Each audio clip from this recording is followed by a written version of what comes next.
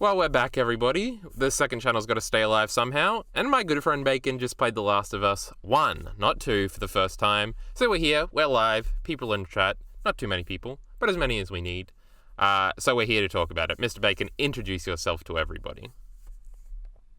Hello, my name's Jarkey Bacon. I'm continuing my effort to give Carl as much content as humanly possible. Yeah! Because I can bother to put it on my channel, so why not his second one? I have standards. I don't talk about bad video games like The Last of Us on my channel. That's what I'm saying. But I gave it an 8 out of 10, which is I like to think is pretty high for me. Although I have given 2 9s this year so far. Wait, so, what did you give 9s? What's better, supposedly? Magus of the Library and Ranking of Kings. Oh, and that The Last Duel, which is the first thing I watched in the year. That was very good. Oh, yes. It's a movie, correct? Yeah, and it's...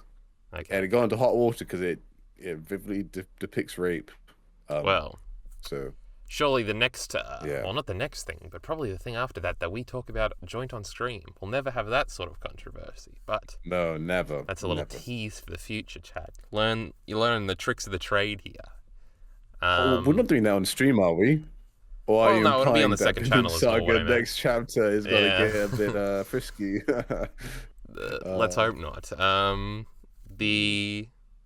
All right, so we're talking about The Last of Us here. Quit talking about Berserk, Bacon. I know you can't hold yourself back. Love it. Yeah. The old Last of Us. So I played this game, not when it came out, but back in 2016. I remember the days vividly. I remember the day I finished it vividly.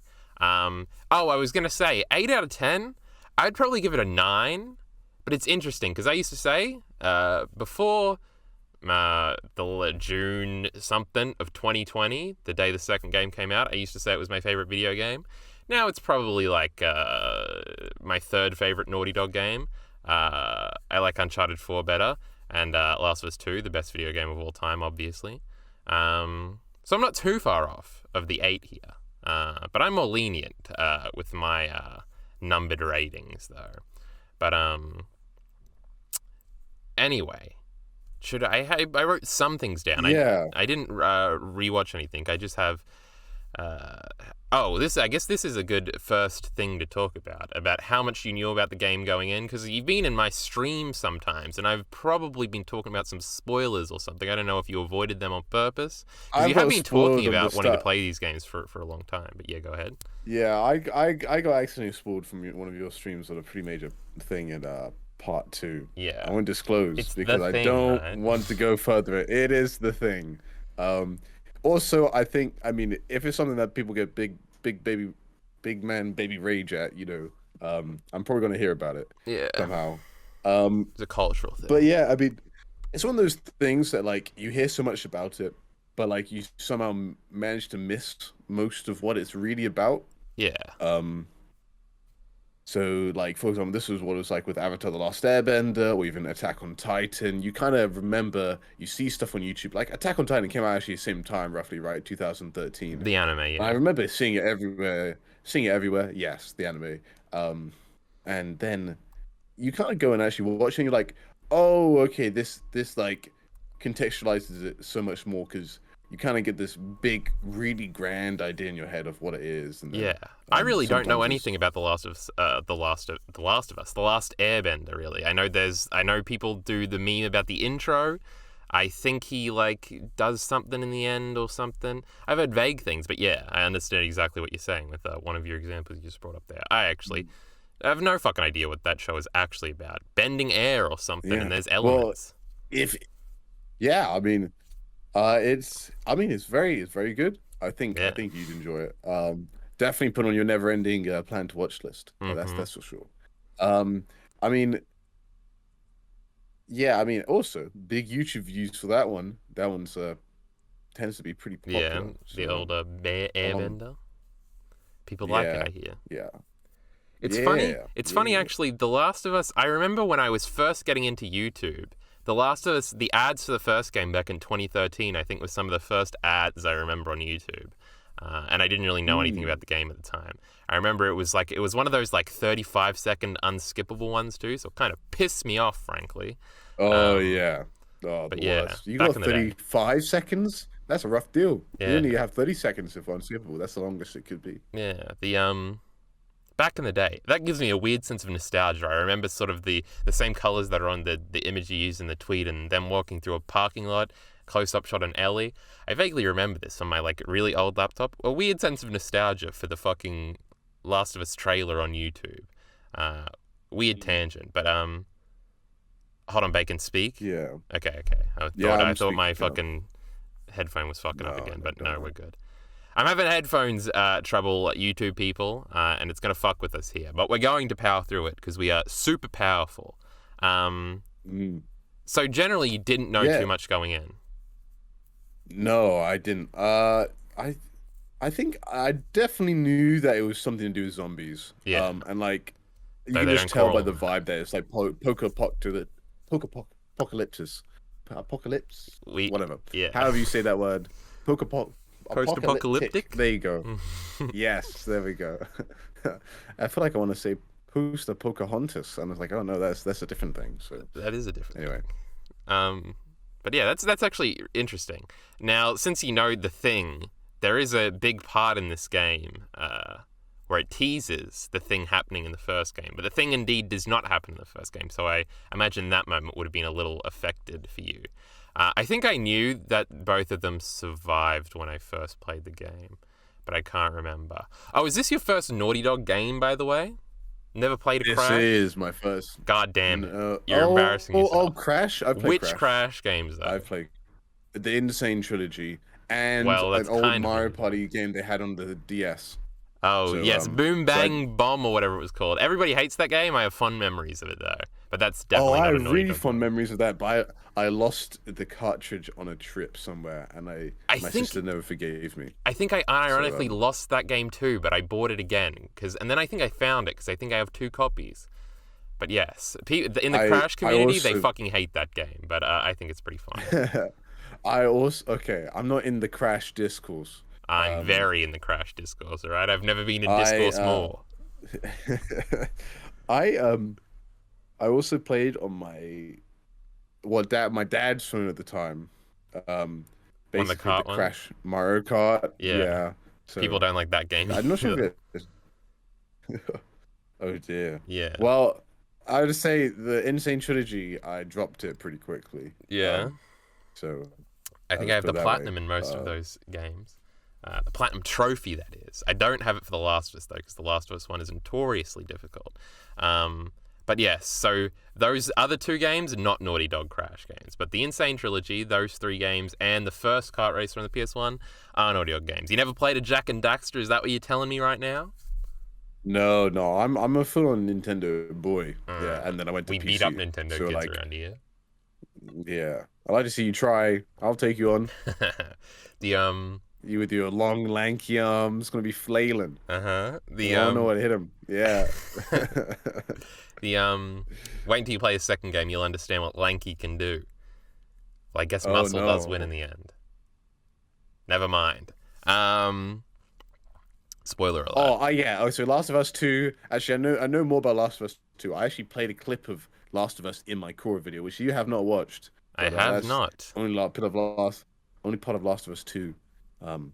I talked about. What I clip did you also play? had a mate who was complaining. Uh-oh, we he was beat a up mate, complainers too. yeah. Especially when it comes to The Well, Last of Us 2.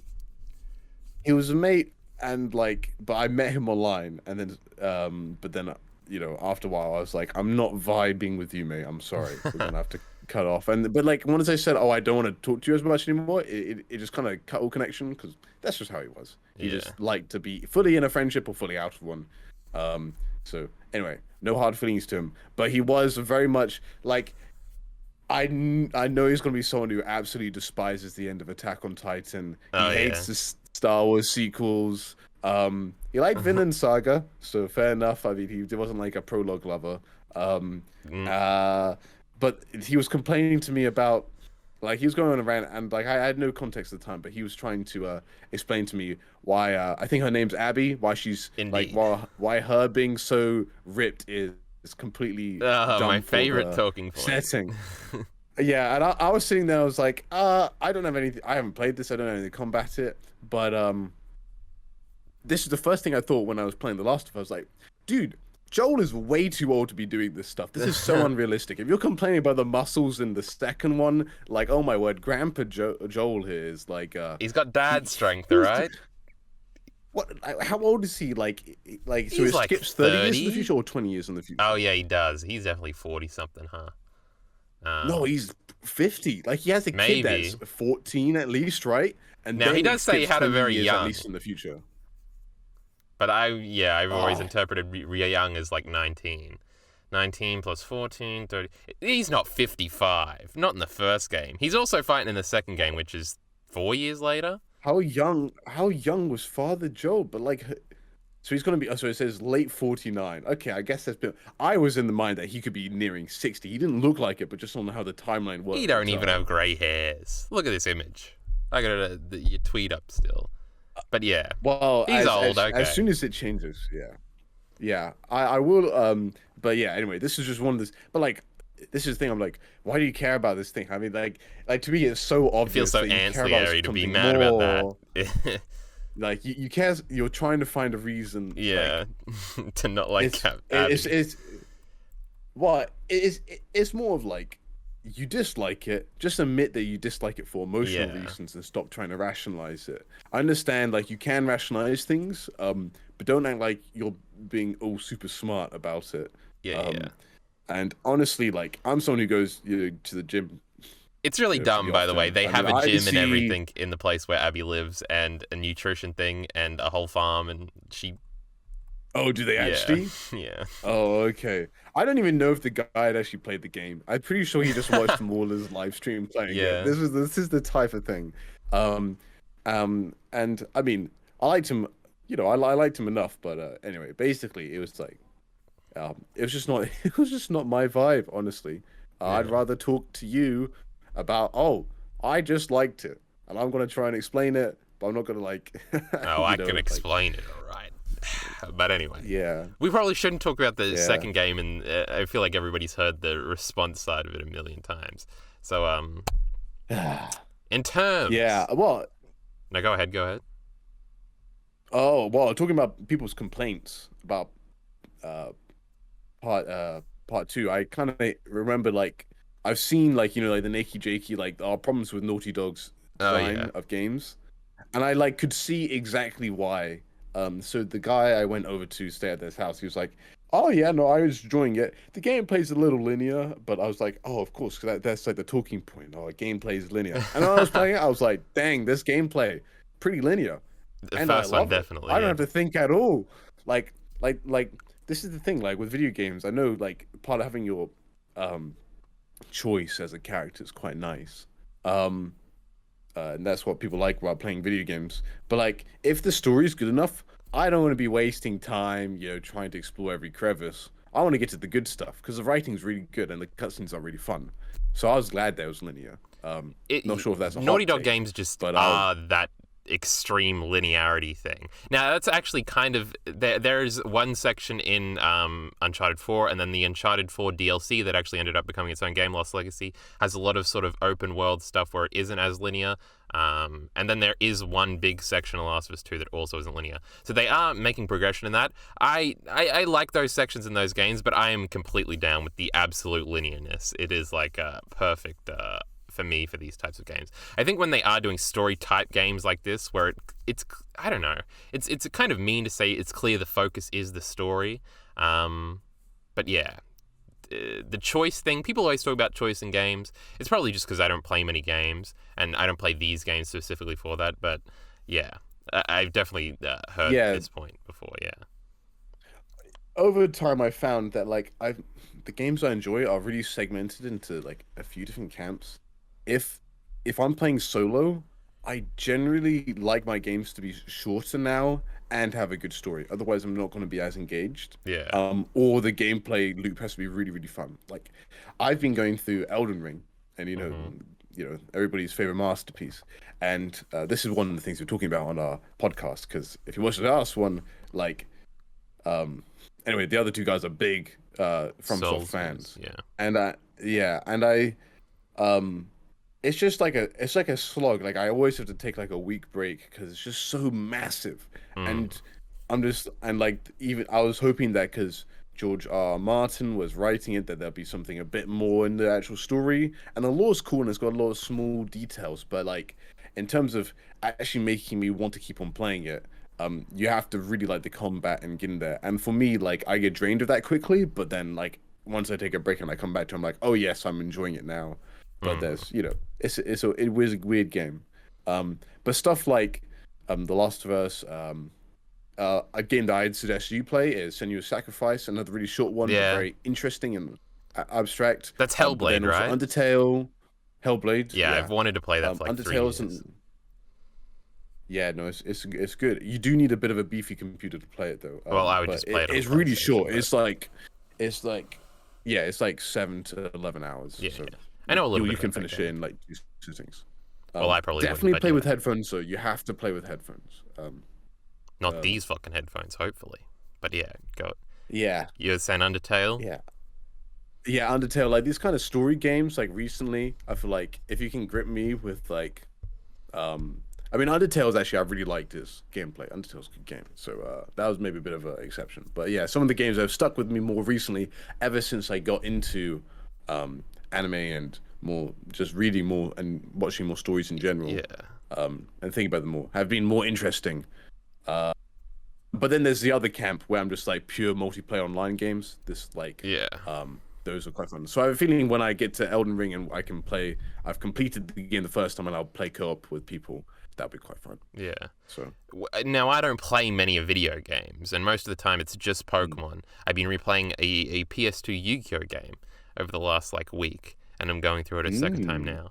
I found a mod for it, but I find that for me, it's either it has to be like a very story-driven game, like a Naughty Dog game, or when I'm having my most fun is either that, or when I'm like replaying an old game. Like I'll replay like the first area of Jak and Daxter a lot, just because like I want to listen to a podcast and I feel like shit if I just sit there and listen to something. It's never a podcast. I don't listen to podcasts anymore. A long YouTube video, and it'll just be something to like do with your hands, like reflexively, because I've done it like 50 million times. Crash games are like that too. Those early ones where it's just like, oh, I can just jump through the level and it's very satisfying to just breeze through this shit.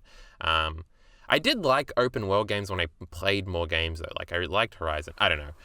I want to play more games. I don't know if I will, but yeah, it seems to be like they take a lot of time. Yeah, it's like if a game knows what it is, you go into The Last of Us knowing what it is. I will say there is this video. I forget what the dude's name was. I think his name is literally Hero on YouTube, but he made a big takedown video of The Last of Us 1 back in the day because there was a famous E3 press conference that I think first revealed the game in like 2012 that promised a lot of gameplay things that really don't happen in the game. And some people were very mad about that. I wasn't there for the hype cycle, so I have no idea. I played it in 2016. But he then made a video about the second game, and the second game actually lived up to all the gameplay promises that the first game had, and he made a video about how good. So I think the gameplay in the second game, I feel like most people think it is much better, and much more dynamic and things like that. There's also more playable characters that change. It's a whole thing, but people seem to be much happier with The Last of Us 2 gameplay, just on the gameplay front. Also, you probably didn't play the multiplayer at all, but there are like die-hard fans of The Last of Us fucking multiplayer. I played it like once or twice, but I just got rolled every time. So I see. I mean, there was also another story mode that I didn't manage to get to, but it was like the DLC. You didn't play this? Yeah, no, I didn't. Left Behind. The DLC. So. Okay. Yeah, I'm not sure who does that follow. It's Ellie. You follow her the day she gets bitten, and also it fills in some of the gap. It's like one of the things where it goes back and forth between 2 time periods, and it also follows like right after Joel gets impaled, and she has to go and initially save him because obviously we cut away to winter for dramatic effect there. It's important for one. I guess there's no way. Does Kelly?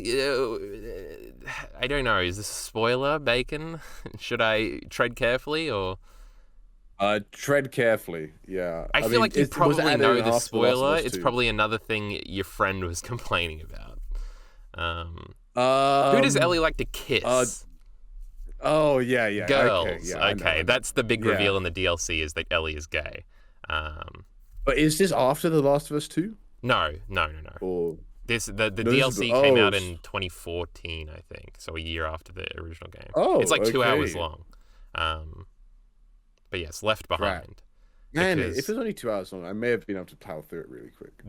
because Oh actually well. at the very end of the game, Ellie mentions her friend Riley that got bitten at the same time as her. Yes. Yes, it's that. Yes. That's the you Oh go there, and okay. obviously she was left behind because Riley is her girlfriend, and they kiss, and then they get bitten, and then she turns into a zombie, and Ellie doesn't. She's left behind. Aha, you get it?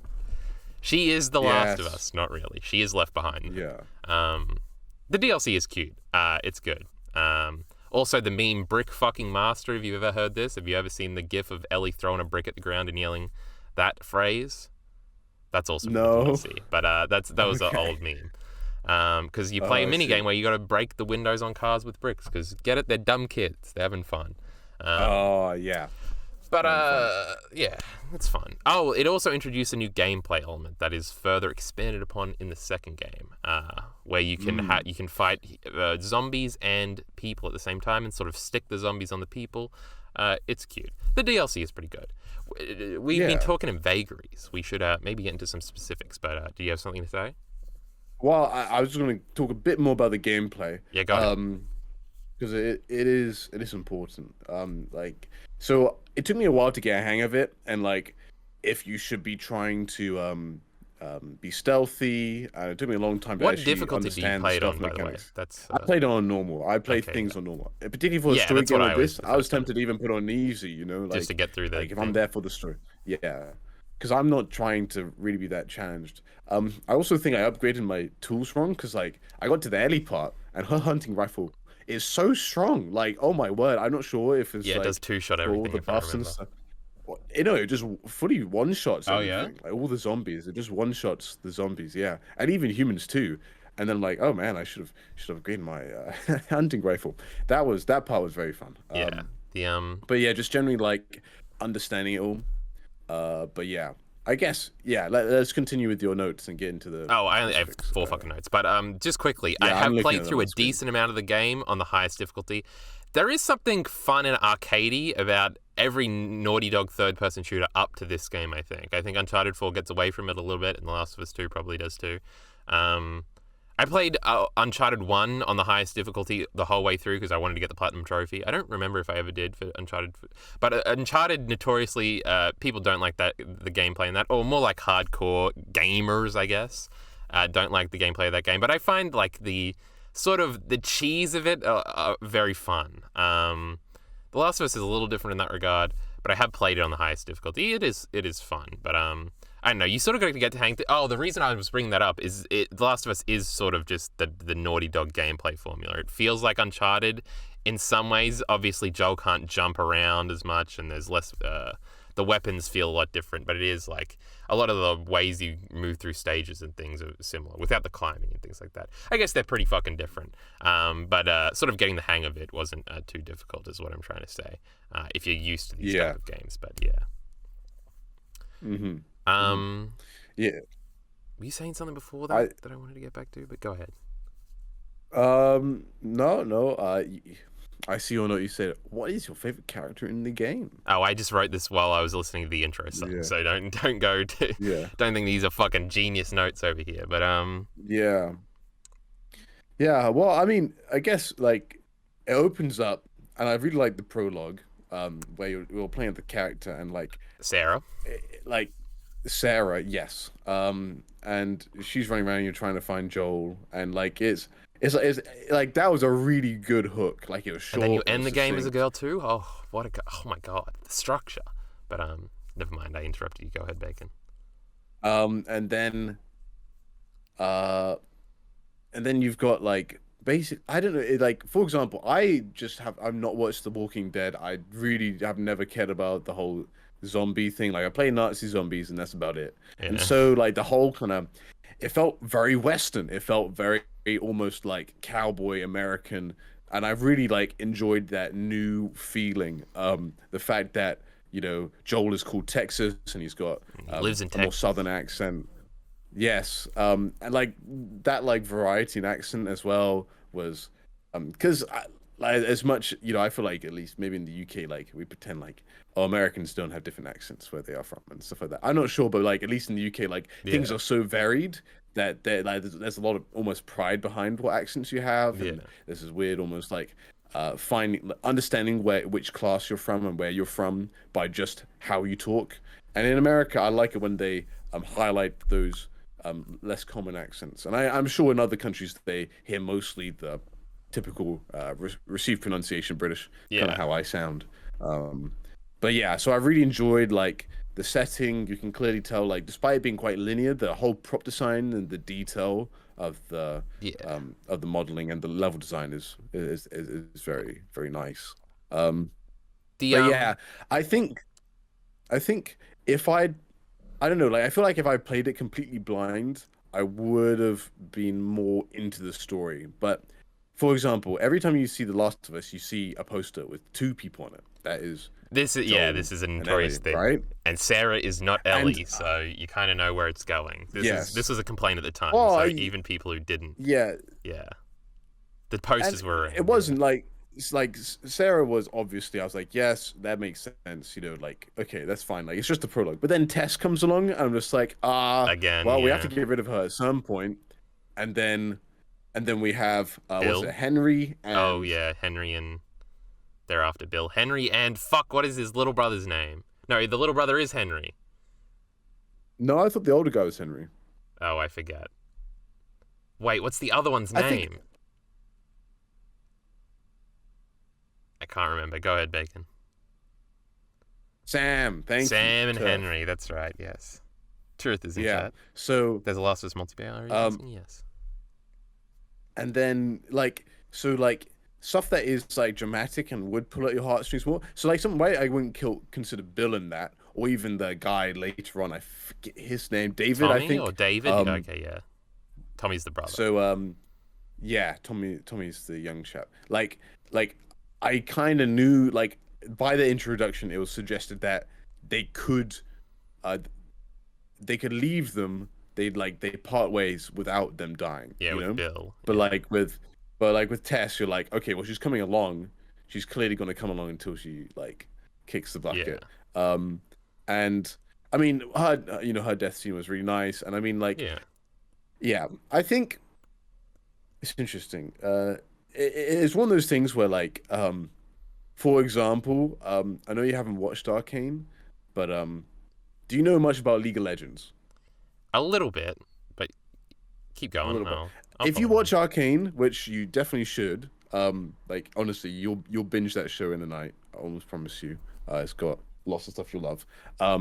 The less you know about League of Legends, the more entrenched you are into the stories. Because Arcane doesn't have an issue where the character designs are like in some anime where like only the main characters that are important have good like stylized Yeah. character designs and everybody looks a bit boring. Arcane doesn't have that, but if you know who the playable characters are, generally that's a good rule of Indication that thumb they're on going to like be okay, around. they're gonna be around, yeah. Because like Arcane, but like for me, I was like, oh, I have no clue who's playable, who's not.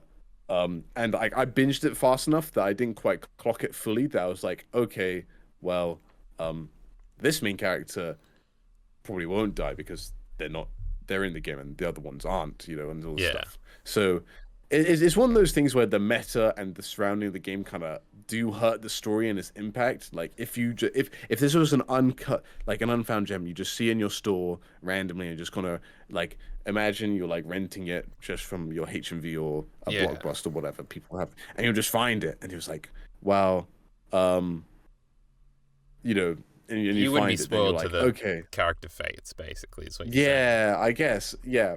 I get what you mean, But yeah. anyway, I still think the writing was the dialogue was really fun. Like just I guess like it like this and also like you can clearly like it's aged a little bit, right? Well, I'd say I wouldn't say it's that bad, but you can clearly tell like the characters do have a bit of an uncanny valley thing when they're like doing Oh, a so lot they're of like very models. subtle human emotions, yeah, with the Yeah. models.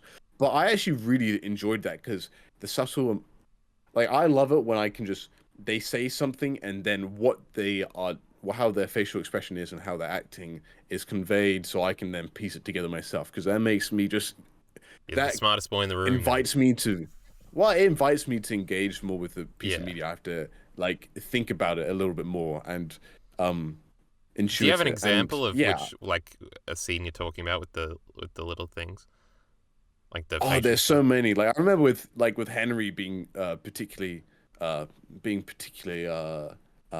at least for like so many characters are very gruff and he's almost quite I don't want to say charismatic, but his personality is quite big, and so it's like a breath Yeah. of fresh air. But there's a lots of stuff with like Joel where he doesn't want to say stuff, but you can read on Yeah. his face what he means. There's some like really nice dialogue where like early on, Ellie complains to Joel and says, "Well, a thank you would be nice" or something like that because she just saved him or something. Yeah. And he doesn't say thank you. And then as you're going into the final versions, Ellie gives him back his picture, which he denied from his brother. Yeah. What's his brother called again? Is it Tommy. just Tommy? Yeah. Yeah. So and then he says thank you. Then you're just like, oh, like it's one of those things It's where you're just like, developed. that's Yeah. yeah, way, what don't we love it? Um, There is yeah, but yeah. Anyway, I've been talking too long. Say what you're gonna say. no, no. It's fine. The I feel like actually, I don't know if I have much to say. I feel like in terms of in terms of the little stuff, the scene in the I feel like my favorite scene in this game is the when they're in their breakup and they're in the barn house and he comes up at the end of the scene to interrupt them. It's the one I had in the one Last of Us video that I think the Patreon video you didn't watch because you didn't want to get spoiled. Because there are definitely spoilers in that. But the one where the line is like, Ellie, you're treading on some mighty thin ice here. Yeah.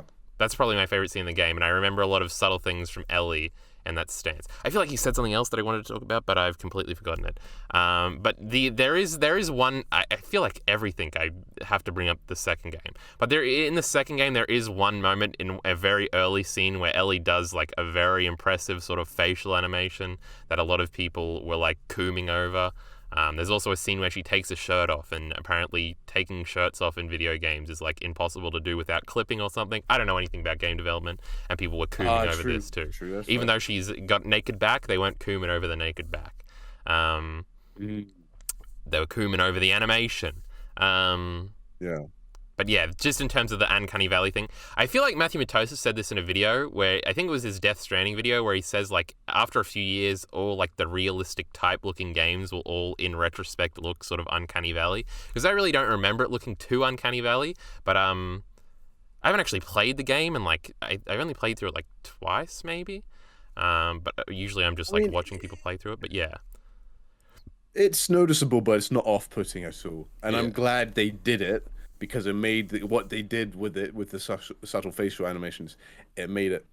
I mean, it is also a video game. You're into that. I mean, yeah, like it's a common thing. Like, everybody will be like, "Oh, compare, Wind Waker to Twilight Princess, whatever." And Wind Waker will look better, yeah, because it's because it's stylized and stylized. whatever. Like everybody now really likes Wind Waker because it aged better. While at the time, everybody's like, "Oh, why is it not realistic?" Yeah, It's one of those common like points against oh, we're now up to 1080p and yeah, 60 frames per second and all that kind of stuff. Yeah, which is true. I mean, I think the cutscenes still look good. So when they were yeah, presenting the cutscenes, they still looked strong. Um, I love it when you're walking around in the environment and they're talking to each other. It just gives a lot of yeah. flavor to their character. That you get the And optional honest, dialogue things all the time. Those are good. yeah, yeah. And I mean, I was feeling like the game was getting longed out a little bit. Like it feels like, but it's weird because like when you're in it, you're like, oh, can we just like I understand you like, oh look, another thing went wrong. This is why we can't get to the end. It feels like you, at least if you're pacing this for a movie, there's so much you could cut out that like Yeah. isn't needed. But I think I got back after the winter stuff. I think that's where you're just like, I thought that was a really smart move on their part. And I actually felt like the story was Picking the up. characters were developing further, and the story was picking up. Yeah, and I I think do after feel that, so once you hit winter, that's where I think everything, yeah, Winter was is good. like traditionally the part of the game that I think gets the most praise, the David stuff. Voiced by Nolan North, which is Nathan Drake, but he sounds very different, and people always freak out when they hear Mm. that. But I don't know if you're familiar enough with Nolan North No, to no, I'm freak not. out. But yeah, um, can't do a fucking I know that Troy Naughty Dog game Baker without him. got. I know that Troy Baker, the guy doing Joel, got rinsed for doing the NFTs. That's why I Yes, heard I recently. do remember that. That's. Um, I mean, his voice acting was incredible. I thought the voice acting, like the he's acting in rather general, good. was really, really good. Really convincing. Like, I mean, this is the stuff I love. Yeah. And I love that it's not in Japanese. I'm not gonna lie. If it, like I know I'm not to dunk on dubs. But even like modern day dubs, they can't spend as much time Yeah. on trying to get the quality as high. Also, Even it's like ones that traditionally thought of as amazing, like Cowboy Bebop or even yeah. Black Lagoon, like they just can't like. And maybe it's because the character gestures animation, it really sells it too. So you can get the lip flaps, and the anime tends to be quite I static. think No, that's a bad thing. But Yeah, I think it's probably I mean, because motion. Because these I don't. There is a whole documentary on YouTube you can watch for 3 an hour and a half about the making of this game. It's also on the disc, but hmm, it's all motion captured, which I think probably helps you get yeah, into character a lot because you're like literally acting on like a stage. yeah, You have weird suits on that might be a little goofy, but I'm sure you get used to it. So I think that helps you get into character rather than just probably standing at a microphone where you can only kind of act with your hands. Um, but yeah. yeah. Mm, mm. Um, So, go ahead, go so ahead. you say so like yeah. I think some parts did drag. So like the whole part in Pittsburgh, I was Yes, like, that's man, I'm the middle halfway through part of the the game. There game. is the slowest part with Henry and Sam. I feel like that whole part is probably my least favorite part of the game. Yeah, I think it's even before I get to meet Henry and Sam. I can't even remember really what happens. But I will say the fact that you do have to slog through a little bit, I think in It some ways works in that the is a end. good thing because Yeah, yes, because when you're in feels like a retrospect, you're journey. like, man, that yes, exactly, and so it kind of longs out a little bit, makes it feel like more of a fight, and so when you get to the end, you're feeling like, oh, we actually did it. Like, you, it's weird, like just the more time you spend with a character, the more time you then look back and like, wow, we went through it all. Yeah. And Because the like game is so built that on the character journeys of both of them. Like, it's their relationship is like, there's not really that much of a plot in the first game. It's sort of going from point A to point B and you meet characters along the way, which is fine. I'm not a it's plot just yeah, bro. The second game is a lot different in that it's regard. But yeah, yeah. I mean, it's not super complex. It's just like we need to get Ellie to the wherever she needs to Fireflies. go, right? Yeah. You know, and then it kind of feels a little longed out because they get to the university and they're like, oh, they're not here. Yeah. What? No, they get to Tommy and then they get to the university and oh, they're not here, and you're like, oh, whatever. It is neat But that, I mean, that there's at the stuff like beginning of the university sequence, they're like, this doesn't feel like the end of the game. They like basically say that out loud to prep you for it. But yeah, the generic thing to say about this game is that it's a simple story told well, and that it's not too complicated. I hear that in every fucking Last of Us video I've ever watched in my fucking life. They say it's a simple story told well. So which is true, but um, it's just I didn't think it was necessarily simple. But maybe like when people say simple, they mean different things. Like yeah, I would say the characters are pretty complex. yeah. But then I think again, I that's what don't they know mean. if They just watching mean a lot of like anime, yeah, I don't know if watching a lot of anime, because and this is not like necessarily against anime. It's more just like watching a lot of like generic stuff as it comes out has like almost diminished what I would like your my quality standards of meters. character writing. Yeah. Yeah, my quality meters. Like I'm just used to, you know, yeah, like This I is don't know. And then loads of people say some of really, really good anime, and I watch it. I'm just like, okay, but yeah, but like the character writing is not really there. why Or you whatever, subtweeting It's- Evangelion right now. Do you want me to beat you up again? No, I'm not. No, not. The There's other ones. the There's other ones I'm thinking of right there's now. actually this Attack on Titan. Oh, the this is actually an interesting question. I'm kind of like switching topics a little bit. Not really topics. We're diverting in Mm, another direction here. I played this game. I was probably 15, and I was very. I You were not 15. You were 20, 21. How old are you, Bacon? Old man? I'm 21. 21. Yeah, Um, 22 in a month. ooh. Um, but I related to Ellie a lot at the time. I remember, I always compare this because I think, did the Spider-Man movie come out in 2017? That's like the year after this or something. I remember thinking that like Tom Holland was a terrible representation of teenagers and Ellie was like a perfect representation of teenagers. And it made me appreciate this game a lot more. I felt like Ellie was a very relatable character to me when I initially played the game. This is basically leading up to the question of like, was this more of Joel's game to you or Ellie's game to you? Because I sort of feel like it was Ellie's, which I guess probably makes the second game switch a lot easier for me than people who were super into Joel. Not that I don't like Joel. Like, I'd say in the first game I liked them about equally. I just related to Ellie more. And I'm the one that's always talking about how relating to characters is like not real and shit like that. But just definitely Ellie at the time was just the fact that she swore, but she was also kind of immature in a bunch of ways and mature in some ways. And still a kid in a lot of ways. Got anything to say about the thought line I'm going down right now with the two characters? Yeah. I mean, I'll be honest. I didn't actually really click with either of them. Yeah. Perhaps. My teenage years were not edgy in any way, shape, or form. You know, even to this day, even in these discussions, I still don't swear just cause. You know, like, so I wouldn't say like Ellie's that relatable, but they're both very enjoyable to watch, you know. And like, for example, like Joel is not really like my dad, you know, so or like even other father figures I've had. So Yeah. so like I guess I probably the most relatable part I found was just the fact that it was more American, more rural, which is kind of where my family kind of stems from, and so there's a bit of a nostalgic factor there. Yeah. I think, I mean, I thought like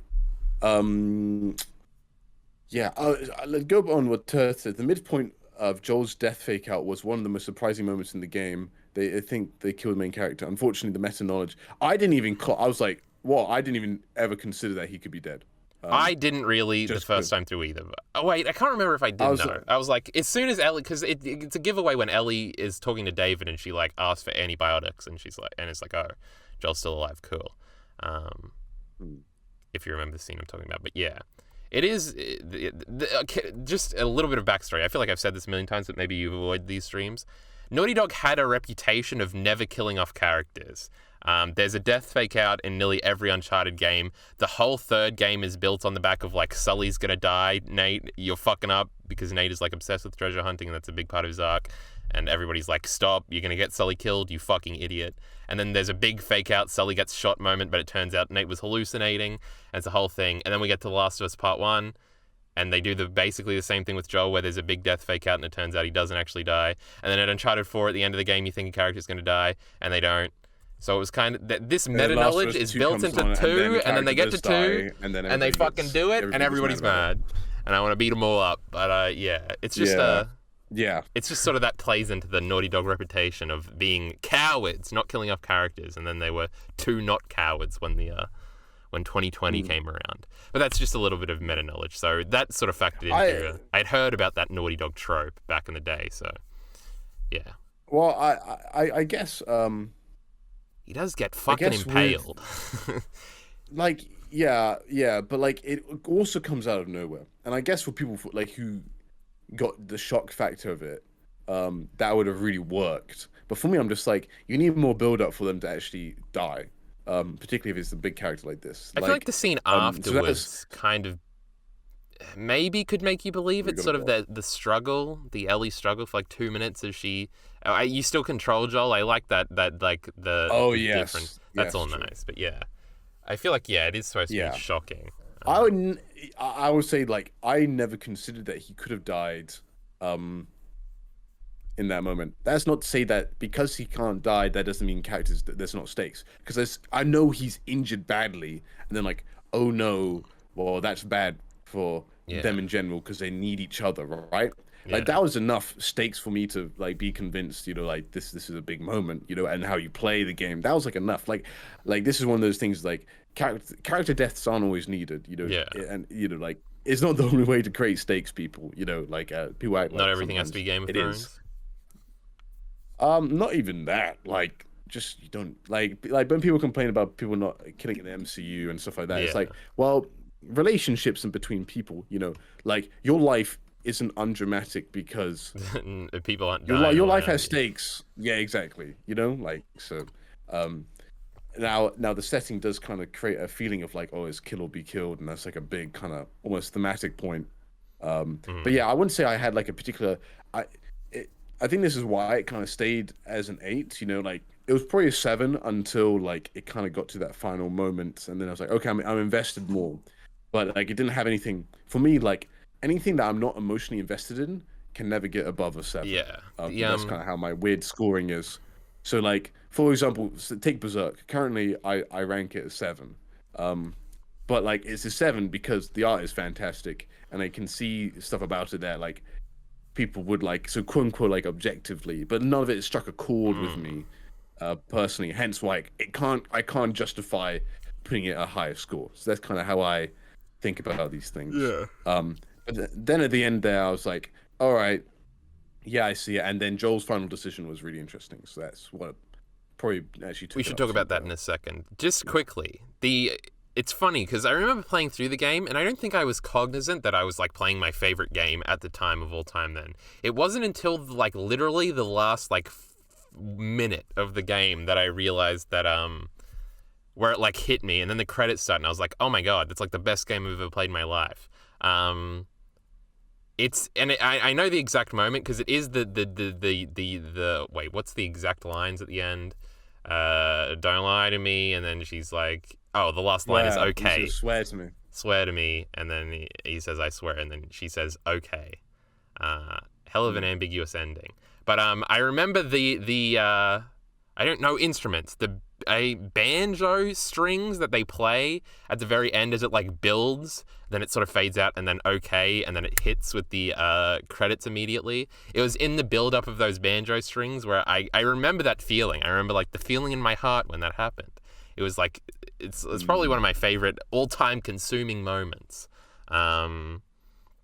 But Yeah, yeah, and then when it callbacks hits to that you, at the it beginning of the is next so game. good. It's all great. But yeah, go ahead, Bacon.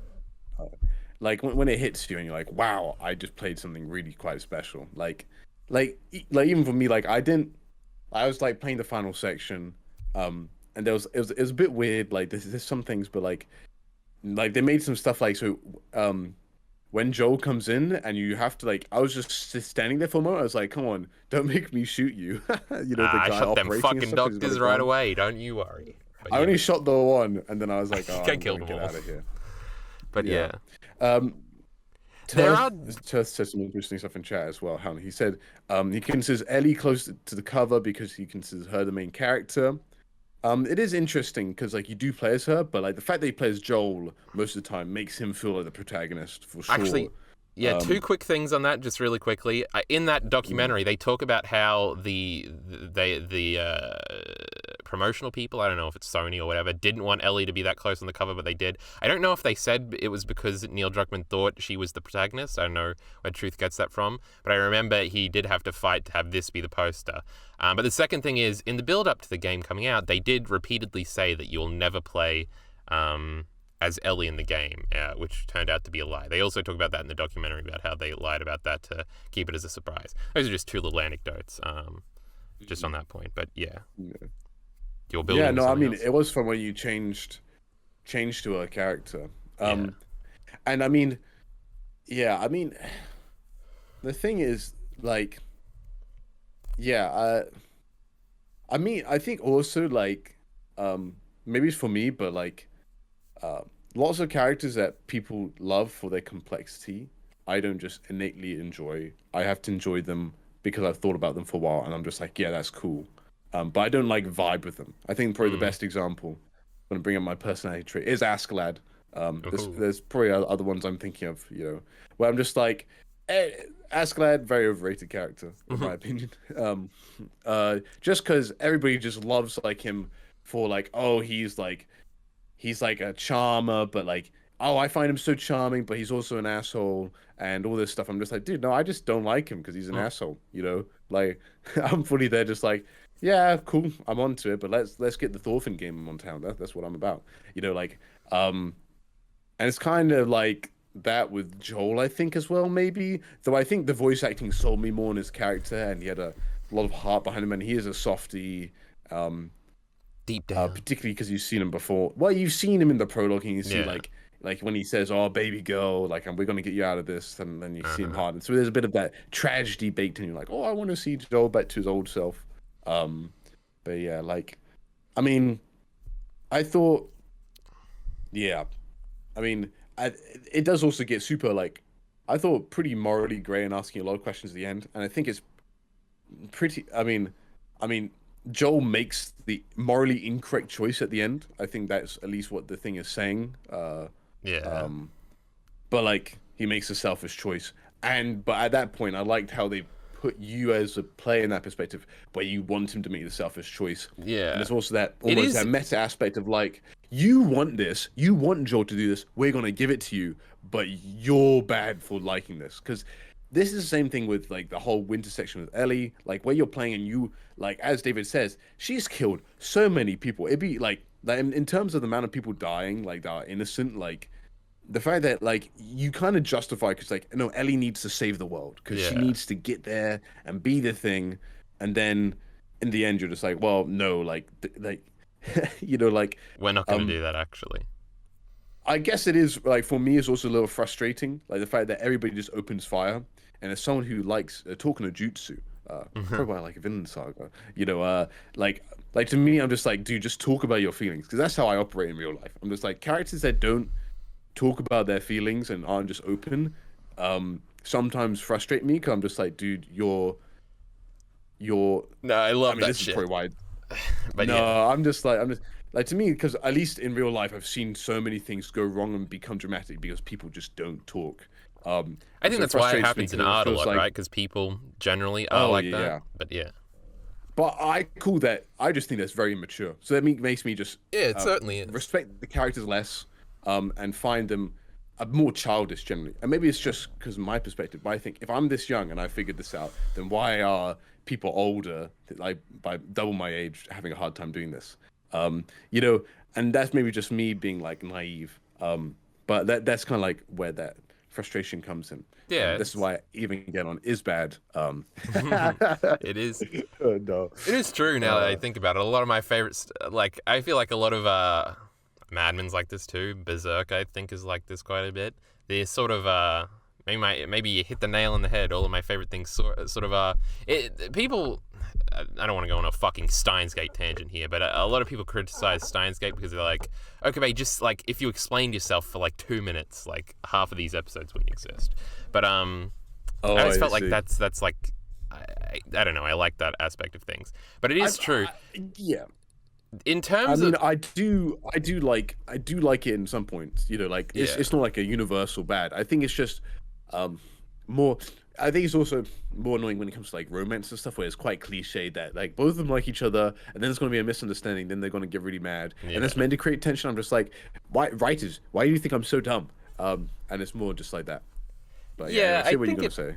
Yeah, I like it sort of as a descriptive element of sort of like this is how people generally act. They generally never say what they actually mean or what they actually feel. And sort of piecing that together, I guess we're going back to subtlety. Or no, the evil subtlety. I guess I like that a lot. Definitely that is a bigger thing in the second game, Bacon. So, Um, Yeah, we'll see. I mean, like I thought Joel was like, despite him having this exact thing where I'm just like, dude, just explain yourself. Like, for me, the emotional trauma was enough to justify why he'd want to be a shell yeah. up. You know, Could you rather than see it didn't feel like he Joel was being, doing that though? Like, explaining himself oh, like his that? decision at the end. Oh, not even that. Well, Just generally that, like, no, no, admitting that he likes Ellie earlier than sort of his actions indicate, or something like that. no, not in the game. I thought like it was understandable, and I didn't find it frustrating. because I think it's just like for him, he doesn't. He's like, oh, I know I'm getting attached to her. I don't want to admit it, like because I don't want to think of Sarah, and Yeah, it's just that like fear's that kind of definitely like, onset. and that to me as like an element in as a character writing choice feels a bit more fresh. So like I guess the reasonings behind him not explaining himself are less frustrating than um, some other Mm. applications of it. So at least so I'm not trying to put down like what is it your axioms towards media, what is good and bad, and my absolute Fuck objective the because I axioms. yeah, Um, exactly. the Um, I actually didn't mean it in terms of a character writing thing. I was like more just saying like interpretively. Could you see Joel doing that? Not sort of as a writing thing. It just I guess I can't really talk about that without talking about spoilers because he may or may not have that scene at some point in certain games. Um, oh, I see. but anyway, just widely because we're sort of talking about the characters. Do you have a favorite character or one that you talked about Henry a little bit? Is Henry your favorite character, or is it one of these two, or is it someone No, no, else? I wouldn't say there's one that like sticks out. I mean, I do like Joel and Ellie at the end. I wouldn't say like, oh, I love them to death, but like, I found them really enjoyable. But I didn't get like necessarily like that void feeling that I think maybe it's because I know there's a sequel. Mm, But like, when you get like when you watch something that's really good and you're like, dude, that's the end of it. These characters are gone forever now. Like, I can only rewatch it. I can't see anything new. yeah, I didn't get that like pit in my stomach that when I watched like say Cowboy Bebop for the first time, or even something like Avatar: The Last Airbender or Brotherhood. There's quite a few that I'm probably forgetting. But like there's this like feeling after you binge something so hard that you're like, oh wow, like I need more of that. But you go into the void. I didn't feel like that. But I thought the character decision was Joel's decision at the end was definitely probably something that was gripping to me that gave me food for thought afterwards. Because yeah. what's her name? Marlene, I think that's her name. Marlene, yep. Um, she like says, "What would Ellie want?" And then he stops, and then they fake you out because you think that's convinced Yeah, because they him. cut to the car Because it is immediately. true. That's what Ellie would have wanted, Yes, and it's only confirmed later.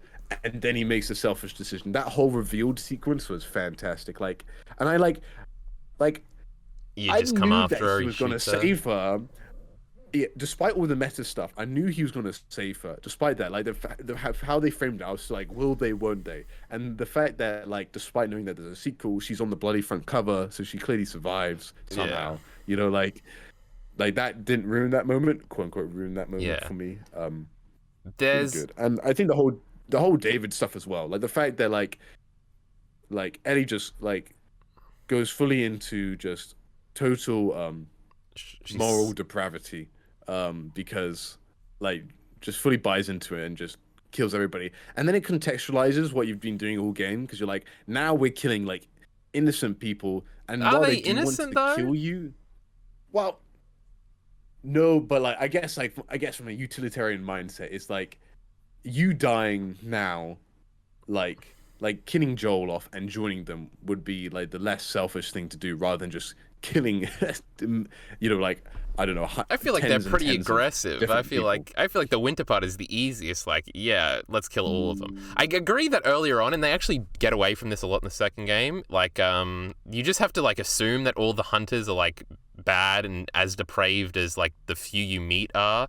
Because I feel like as the game Mm, progresses, they try to like hand wave is kind of more negative. First, I just got the first battery thing, so we got like 15 minutes okay. left here. But because you like find like the pile of burnt bodies when you first get to Pittsburgh, I think it is, and there's like every step along the way they sort of try to like set up like, okay, these are like bad people, so you don't feel as bad killing them. Not the case in the second game, but again, we're gonna avoid that.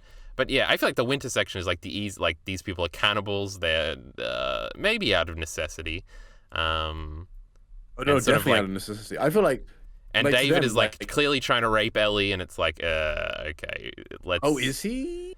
That's it's interesting that I didn't think so at first either. I don't know if it was because this was pre-Berserk and I was like 15. But I feel like yeah, it's definitely like he's kind of a pedo, and they like the people around him say, oh, she's like David's new plaything, and he like tries to grab Oh, her hand. pet. Pet? Do they say pet? And They he say tries to grab her pet. hand, and that's when she like breaks his fingers and tell them Ellie is the girl that broke your fucking finger. Another good line.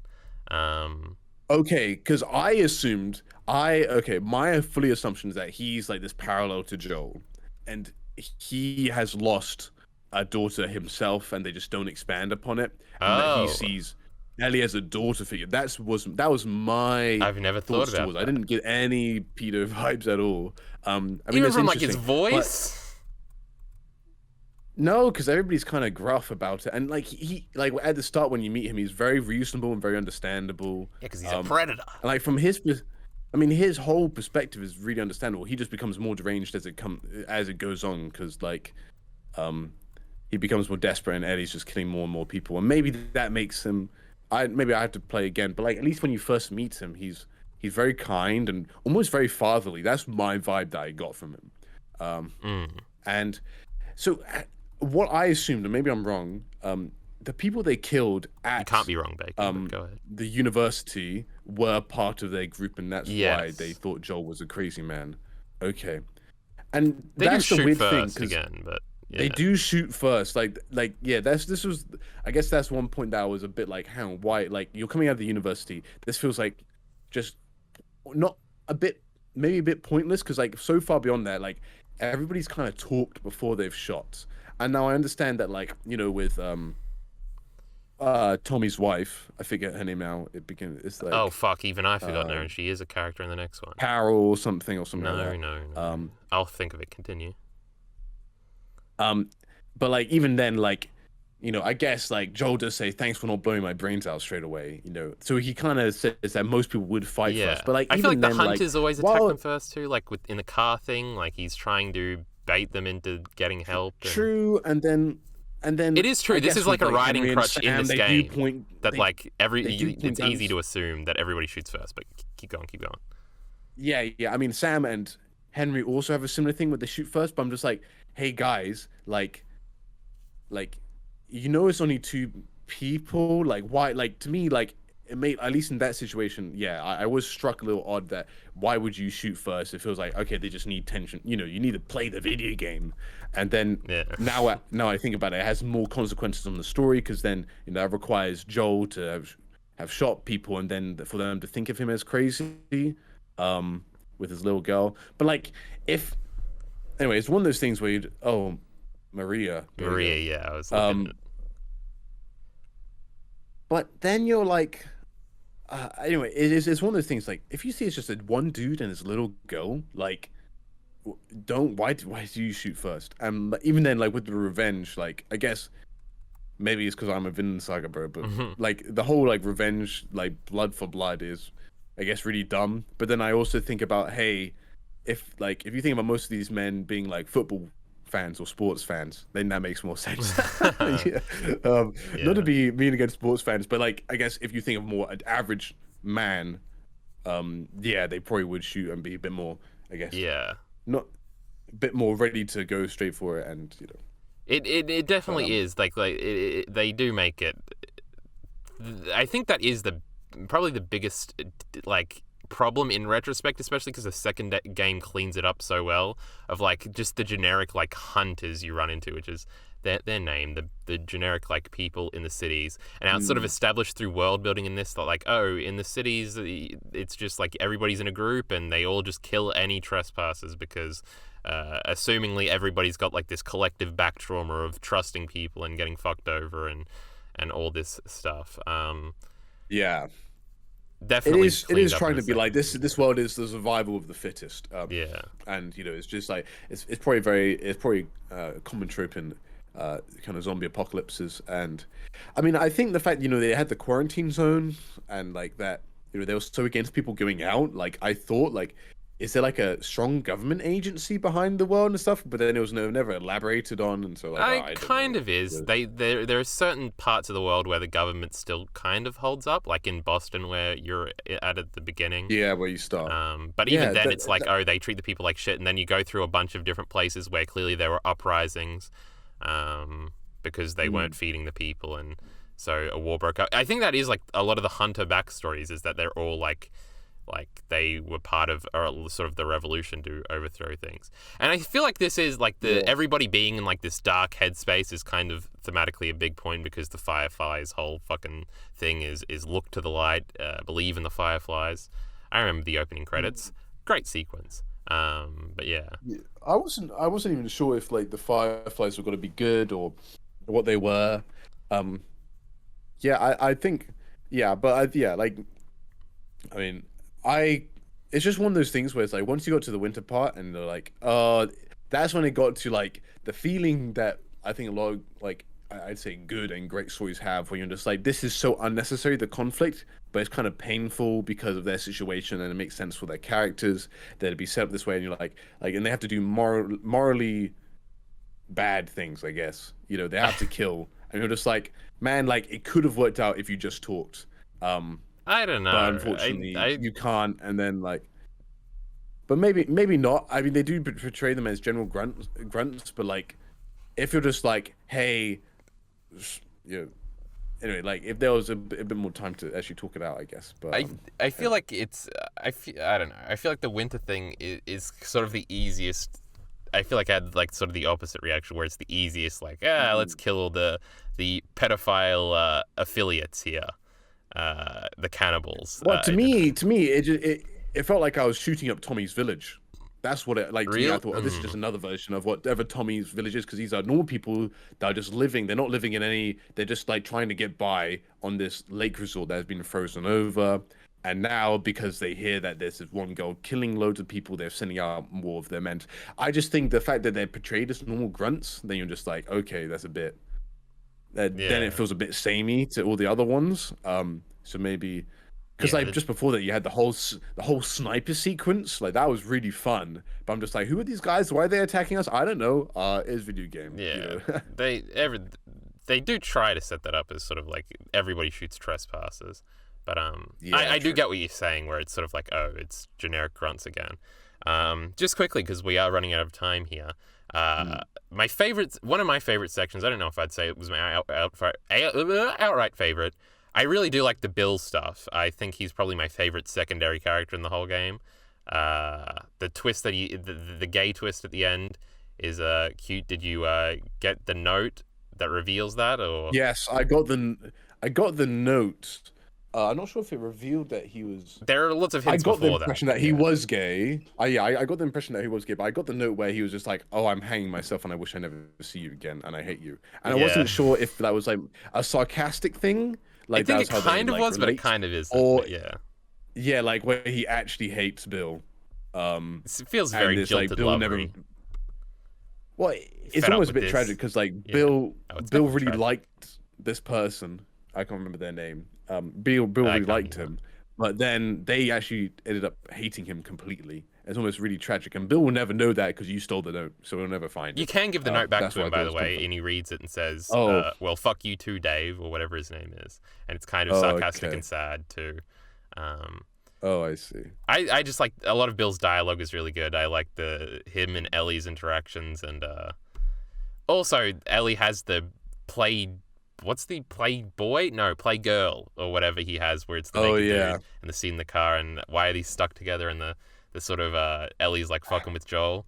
That's also sort of refreshing for like a younger character to have, to not pretend that they don't know anything. But I feel like a lot of the writing like that is sort of, there is a unique sense to Neil Druckmann's writing. I think it's active, it's alive, it's right there from the onset, is what I'm trying to say. There's a word there that I'm missing. Like in the opening scene with Sarah, where she's like, where Joel asks, how do you get the money for this? And she says she sells drugs.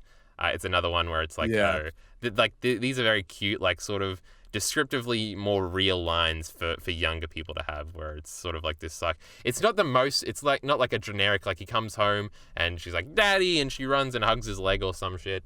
It feels more real and lived in of a relationship of like these two sort of struggling as they live alone, because who knows where Joel's wife is or whatever. He slowly talks about her a little bit. It's not the stereotypical nuclear family. Yeah. I guess. Yeah. No, I think just characterize them, because it is true. You're like, I mean, you know, Like, yeah, the drugs. I actually forgot that until you brought it back up. But yeah, that was quite a funny line. I was like, and it's nice to see like how Joel reacts. Yeah, he's And just like it like just gives them he like does. I guess another generic thing would have been if he like freaked out if she even mentioned drugs or whatever. yeah, But he's just like, good, you exactly. can help out with the mortgage then or whatever, and it's very cute. Yeah, Yeah, like yeah, it's very witty. And yeah, like the writing does feel very grounded. And it didn't. I guess like I just like I don't like the term like calling something a trope because like in a pejorative sense, like it's not a bad thing for something to be yeah, a trope. But I didn't get the impression like, oh, I've seen that. Oh, that's that trope. Even though I could be like, oh, well, the whole father-daughter dynamic yeah, is kind of obviously a trope. But it's more like, oh, that feels real to me. And that's where like I'm like, oh yes, now that's I guess good writing. Not necessarily good writing, but that's I like that. So yeah.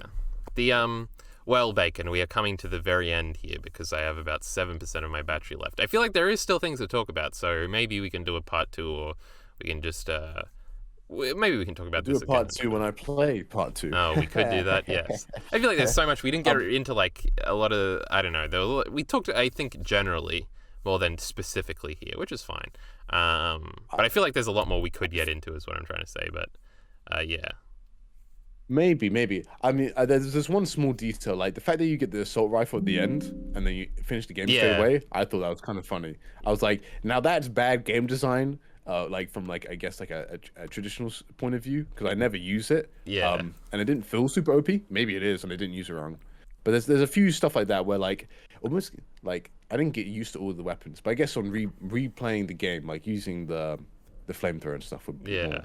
more fun. You can do New Game Plus and shit like that. But I feel like with the Oh assault yes. rifle is supposed to be overpowered, but I feel like I'm terrible at shooting and I miss a lot of the time and I just ran out of ammo immediately. But that being said, I did It just get the felt second OP. warning. So for everybody on All right. YouTube, check out Bacon. His channel will be linked in the description below. Maybe we'll be talking about Last of Us again soon sometimes if the people love and enjoy this. But with that being said, support links in the description below. Thanks.